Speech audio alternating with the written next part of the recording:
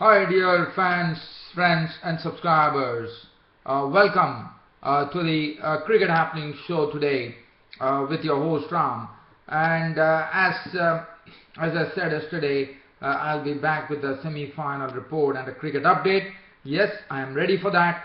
The first team to enter the semi-finals today was Kolkata Knight Riders. As I said in my previews today, that Kolkata Knight Riders were looking red-hot favourites. Well, they definitely, I wouldn't say in the end they put a bit of a pressure on them, but fortunately for them, Jack Scalise and Yusuf Pathan cleared the hurdle, and it was all over with the Kolkata Knight Riders marching into their first finals of the Champions League T20 ever, and not only that, this was their 14th consecutive win, and they have already, I think they have already now on the verge. If at all they win the finals, they would be actually breaking the record for the most number of successive wins in T20 cricket history, because right now I think they are placed at their level right now. So that is the situation. So Kolkata Knight Riders absolutely riding a wave there, and Hobart Hurricanes finding it very, very difficult. As I said, for the Kolkata Knight Riders, spin has always been the mantra, and today too that was the same case, and that was what restricted the Hobart Hurricanes to just 140 runs for 6 wickets, and the spinners, as usual, bowling the first 16 overs, doing all the throttling, and then thanks to Shoaib Malik, who had a calming influence on the game, who held the innings together when all the wickets were falling around him, and then finally with wickets in hand, Hobart Hurricanes managed to get 49 runs of the last 4 overs after the spinners were out to get to a score of 140 for 6, and in the end the Kolkata Knight Riders actually wiped off the target in the final over, with 6 being hit by Jack Scalise, courtesy of a misjudged catch by Ben Hilfenhaus at the fence, and it was all over with a 7-wicket victory. Kolkata Knight Riders going into their first ever finals of the Champions League T20 tournament. So now we are waiting. We are awaiting the outcome of the next match that is underway. The one right now, this innings break here in this game against between Chennai Super Kings and Kings 11 Punjab is the second semi-final. The Kings 11 Punjab were the ones who actually won the toss. They invited Chennai Super Kings to bat, and Chennai Super Kings, let me tell you, they had a real struggle with their top order, not really performing today, and then finally it was left to Dwayne Bravo to play a brave knock, albeit with some luck. Du Plessis also chipped in with some very good score, and in the end Ravindra Jadeja was the one who threw his bat around to make an unbeaten 27 and take the Chennai Super Kings innings to a score of respectability. But again, looking at the Kings 11 Punjab batting, this 182 doesn't look so challenging. Probably they should have put more than 200 on the board, but here Chennai Super Kings have finished with 182 for 7 of their 20 overs, and there was a hat-trick for Parveen Awana as he picked up the wicket of Raina of the last ball of his over, and then with the first 2 balls of the next over he picked up big wicket of Mahendra Singh Dhoni, and then he also picked up the wicket of Negi, and Praveen Awana was a picture of real consistency today, and so far we have seen the Champions League T20 tournament that Praveen Awana has not really hit his straps, and today he finally hit his straps, and he did that in a big way by having very good bowling figures, which makes a pretty happy reading. 4 overs no maiden, 30 runs and 4 wickets in his bag, inclusive of hat-trick, and I do see that Kings 11 Punjab has just begun their reply. They are off the mark right now, as I see that Ashish Nehra is the bowler. So Ashish Nehra, as I said, has been doing a great job in this Champions League T20 tournament, whether he can really come up with the goods today. So in fact, Manan Vora is off the mark. He's not out on 1. Virendra Sehwag is right now taking strike to Ashish Nehra. So we'll come back to that later. So first let's have a look at this match which happened between Hobart Hurricanes and Kolkata Knight Riders. Well, Hobart Hurricanes definitely had their problems on the eve of the match. Just before the match started, Tim Payne probably eating some sort of I think some probably some food problems, in the sense he probably had some food stuff, and that really upset him, and Tim Paine couldn't couldn't participate in this game, and he was the captain, as you know, and Tim Paine being not there, that definitely hurt Hobart Hurricanes, and Xavier Doherty was the captain for the Hobart Hurricanes. So Xavier Doherty, the Hobart Hurricanes captain, winning the toss and deciding to bat first. Now, the Hobart Hurricanes didn't have a good start. Today, in the place of Tim Paine, we had a person by the name Don Michael actually making his debut. So he took the opener spot along with Ben Dunk. And Michael was, in fact, while I'm talking to you, there is a wicket which has fallen. Let me have a look at it. I'm just trying to see what has happened. No, it's still 1 for no loss. I'm still waiting, as and when anything happens, I'll be there to actually cover it for you. In the meanwhile, I see, let me just give you a cricket update here in this match between Kings 11 Punjab. They have moved on to 2 for no loss. The first over is gone.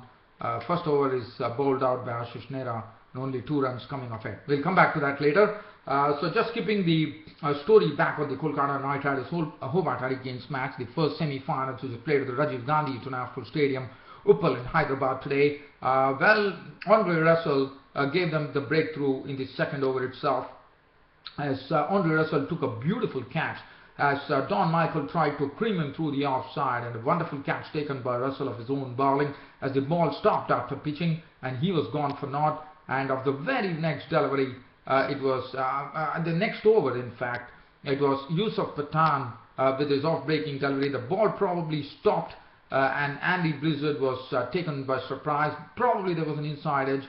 Probably I would have said that Blizzard could have given the benefit of doubt, but unfortunately umpire Ravi raised his finger, and Aiden Blizzard had to be walking to the pavilion. LBW ball Pathan for naught, and suddenly the Hobart Hurricanes were in trouble at 13 for 2. After that, Ben Dunk was trying to hit some boundaries, and they said Hobart Hurricanes, the Gautam Gambhir, the Kolkata Knight Riders captain, started off with the right approach. As he started with Andre Russell, he had all the spinners bowling in, Yusuf Pathan, Sunil Narine, Kuldeep Yadav, and things were looking pretty difficult, and Ben Dunk actually relieved the pressure with hitting some fours, and he was joined in by Shoaib Malik. Now Shoaib Malik was made good company, but Shoaib Malik is such a person who really likes to occupy the crease, takes his time at the crease and slowly goes for the loose deliveries, and Ben Dunk was getting some boundaries at that time, and while everything was going fine and the score had been pushed on to 46 by the 9th over, that was the time Kuldeep Yadav struck by getting the wicket of Ben Dunk, who was caught by Gambhir for 39 of 29 deliveries, 4 fours and 1 6 in that knock of 39 for Ben Dunk, and that made it 46 for 3. Travis Bird walked in, and Travis Bird, well, let me tell you, Sunil Narine actually picked up his wicket, caught by Ryan Doshat for 13 of 23 balls, and then Wells was bowled by Chawla for 3, and suddenly the spinners were holding sway here with Sunil Narine, Kuldeep Yadav, Yusuf Pathan and Piyush Chawla really weaving a web around the Hobart Hurricanes batsmen. The pressure really increased on them. Gulbis was run out for 15 of 8 balls with 2 fours, and finally it was all left to Shoaib Malik, as after the 16 overs, if you see at the 16 over mark, they lost Wells at the 16 over mark with a score of 91 for 5. But after that, Shoaib Malik, who kept a cool head, not only that, Shoaib Malik realized that he would be left with the company of tailenders. He really capitalized on his long stay at the crease by slamming sixes. In fact, he hit 21 runs of one Kuldeep Yadav over, and that's the precise reason Kuldeep Yadav's figures were spoiled. Otherwise, he was bowling pretty well. 3 overs for 10 runs, the Chinaman bowler. But Kuldeep Yadav figures were spoiled by Shoaib Malik, and Shoaib Malik, what he did is he did a good turn for himself and his team by contributing an unbeaten 66 of just 46 deliveries with 4 fours and 4 sixes, and that was the precise reason Hobart Hurricanes could finish up with a score of 140 for 6 of their 20 overs. And not only that, of the last 4 overs, Hobart Hurricanes got 49 runs thanks to Shoaib Malik really putting back to ball. Now let's have a look at the bowling figures.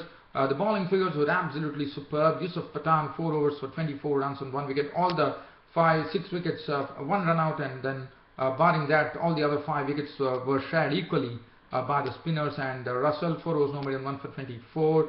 Sulin Nareen 4 overs no more than 1 for 24. Kuldeep Yadav 4 overs 1 for 31, and Piyush Chawla bowled 4 overs no more than 1 for 35. The pitch was good, but we definitely saw that the ball was stopping after pitching. Now, while I'm talking to you, there is a wicket that has fallen, so I'm going to take you down to the ground. Well, it's Sharma. It's actually Mohit Sharma who has provided them the breakthrough here. The Kings of Punjab has lost its first wicket. It was Virendra Sehwag who was on strike. It was a length ball which was bowled by Mohit Sharma outside the off stump. And as is normal, Sehwag actually went for the shot. He actually hit it up in the air, and it was McCullum who has actually taken the catch at cover point. And there was a bit of doubt on it because Sehwag was actually standing his ground. But then finally it's decided that the ball has carried, and Virendra Sehwag is making a slow walk back to the pavilion, caught by McCullum of the bowling of Sharma for a duck, and that's a big wicket for the Chennai Super Kings here. And Kings of Punjab right now are 3 for 1. Manan Vora is not out on 2, and I'll come back to that later. Just going back to the story of this first semi-final between Kolkata Knight Riders and the Hobart Hurricanes. Now, Kolkata Knight Riders were set a target of 141 from 20 overs. They didn't begin well, as Gautam Gambhir was absolutely roughed up by Ben Hilfenhaus and Dougie Bollinger.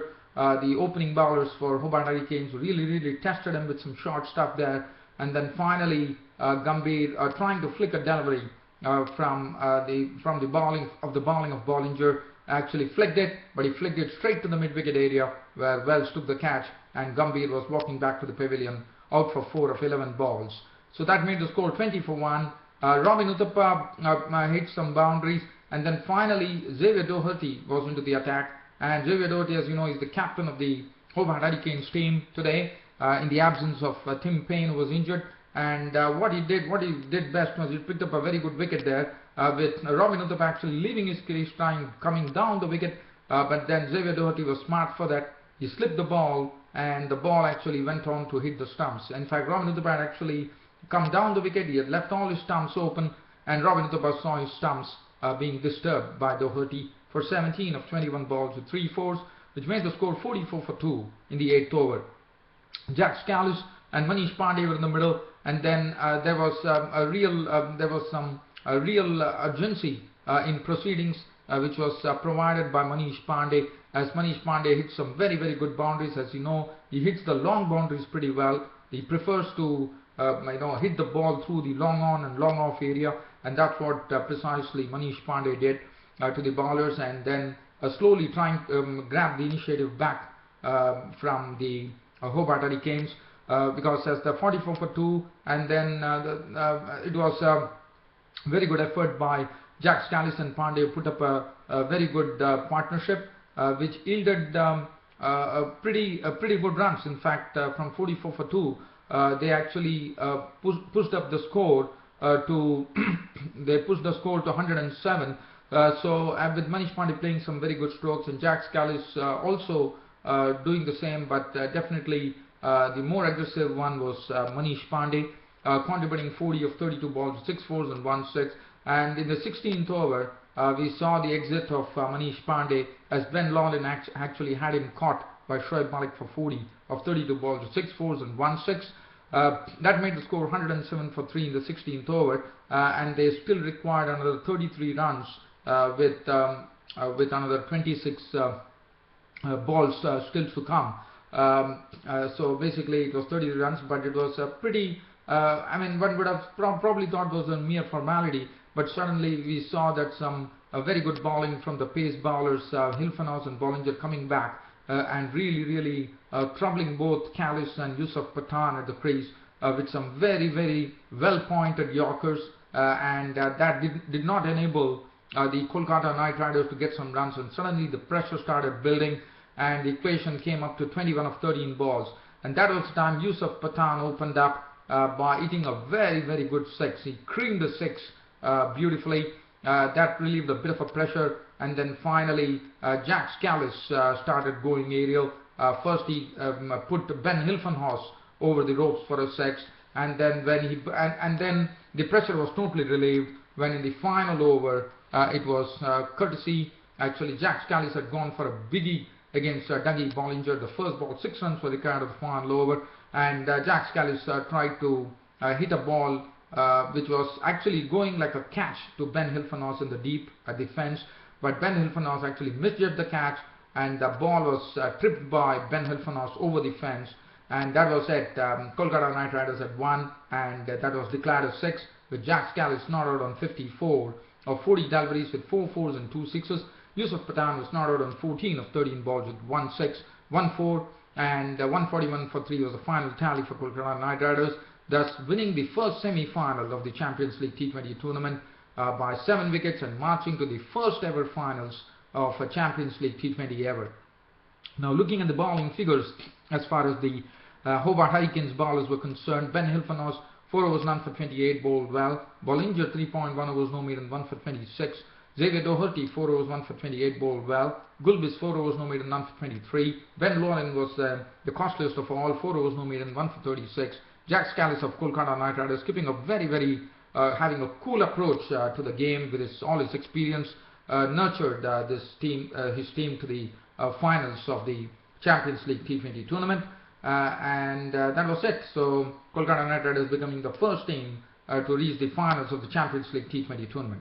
Now the Kolkata Knight Riders will be awaiting the outcome of the match which is currently underway between Chennai Super Kings and Kings XI Punjab, where Kings XI Punjab, in reply to Chennai Super Kings 182 for 7 of their 20 overs, are currently placed at 14 for 1, with Ridhiman Saha not out on 6 of 5 balls with 1 4. Manan Vora is not out on 7 of 8 balls with 1 4. Now I'm going to give you the whole story as to what happened in this match in the second semi-final between Kings XI Punjab and Chennai Super Kings at Hyderabad. As was that, Kings XI Punjab won the toss, and they had absolutely no hesitation in telling the Chennai Super Kings to actually bat first, and I thought it was a very good move on the part of the Kings XI Punjab captain George Bailey to insert the Chennai Super Kings, because Chennai Super Kings did not have a good start. First they lost the wicket. In fact, it was the bowling of Parveen Awana who looked pretty improved. In fact, Parveen Awana, as you know, he has not been really delivering the goods, as I was telling you in your preview.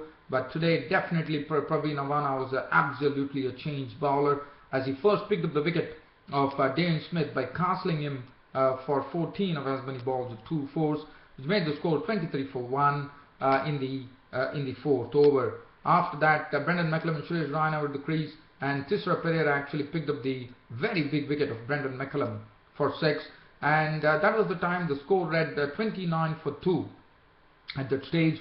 And then Parveen Awana complicated matters for Chennai Super Kings by actually coming in and picking up the wicket of Suresh Raina, who was caught by Bailey for 6 of 5 balls with 1 4, and that was the time the Chennai Super Kings are really not doing any good to themselves, were really struggling at 41 for 3. After that, it was Du Plessis and Dwayne Bravo in the middle. Well, Dwayne Bravo decided that the only way to deal with this with the Kings XI Punjab bowlers, especially Amrit Singh, was very costly, but Parveen Awana was the best of the lot, and that was the time the spinners was also inducted into the attack by the Kings XI Punjab captain.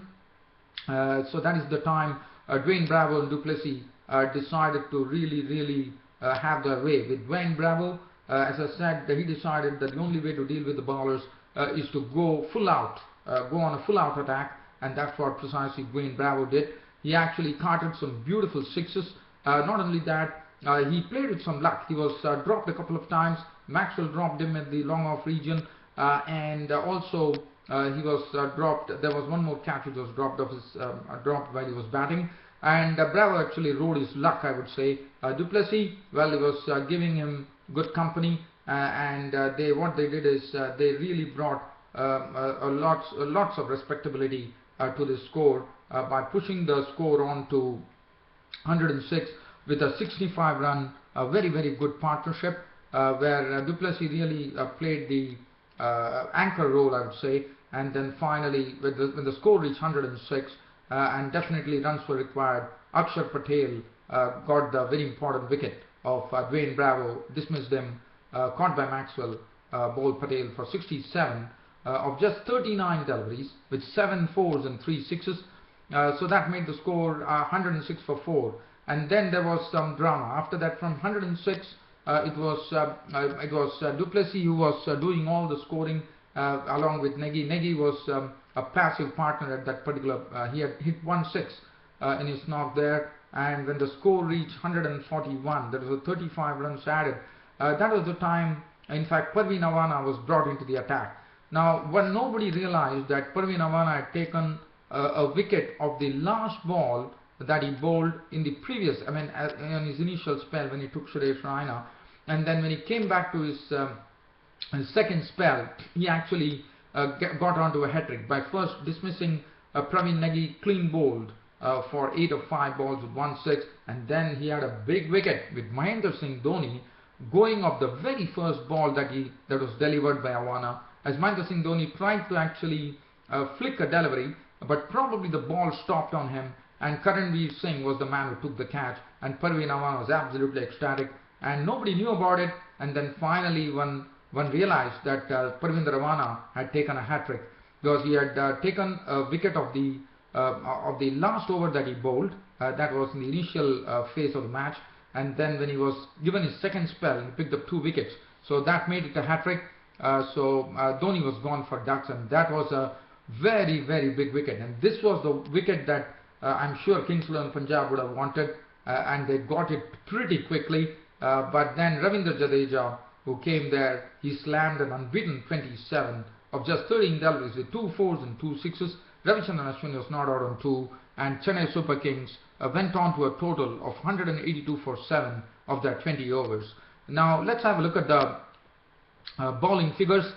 Well, the bowling figures: Anurit Singh, 4 overs for 44. He was pretty costly. Normally he bowls pretty well, but today I thought Anurit Singh was offline. None for 44. Parveen Awana with a hat-trick, 4 overs, no maiden, 30 runs and 4 wickets for him. Trisha Pereira, 4 overs, 1 for 41. Karanveer Singh, the leggy, 4 overs, no maiden, none for 36. And Akshar Patel bowled well, 4 overs, no maiden, 2 for 30. And Kings XI Punjab, as I said, Sehwag is already gone for a blob. Manan Vora is not out on 15 currently of 13 balls with 2 fours. Saha is not out on 6 of 6 balls with 1 4. 23 for 1 is the current score for the Kings XI Punjab. But as I said, 182 for me doesn't look a score that probably Chennai Super Kings should have scored more than 200 runs on this pitch to really pose a challenge. I think Kings XI Punjab would probably fancy themselves at this particular juncture, but you never know. But unfortunately, as I have to leave for office, I'm going to wind up this Cricket Happening show with this live cricket update here on the second semi-final. I'll be back with a full report on this particular match on the second semi-final as to who would be facing Kolkata Knight Riders in the final of the Champions League T20 tournament, and that would be coming on my Cricket Happening show. That would be tomorrow. Until then, it's goodbye for the day. Thank you.